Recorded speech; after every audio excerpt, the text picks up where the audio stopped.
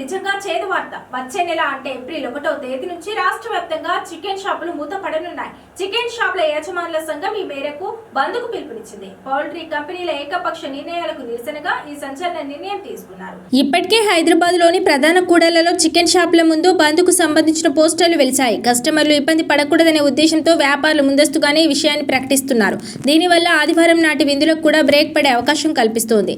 Chicken వ్యాపారుల ప్రధాన సమస్య ప్రాఫిట్ మార్జిన్. పౌల్ట్రీ కంపెనీలు తమకు ఇచ్చే లాభాన్ని భారీగా తగ్గించేశాయని షాపుల యజమానులు ఆరోపిస్తున్నారు. చికెన్ అమ్మగా వచ్చే లాభం కనీసం షాపు అద్దెకు, కరెంటు బిల్లులకు కూడా సరిపోవడం లేదని వారు ఆవేదన వ్యక్తం చేస్తున్నారు.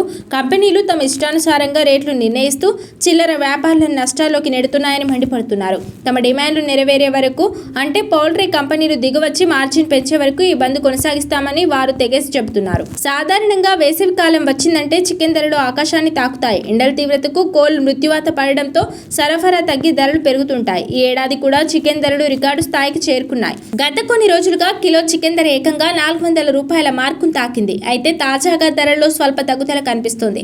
మార్చి 29 నాటికి హైదరాబాద్లో కిలో స్కిన్లెస్ చికెన్ ధర 370 ఉండగా ఏపీలోని అమలాపురంలో 350 వద్ద కొనసాగుతోంది.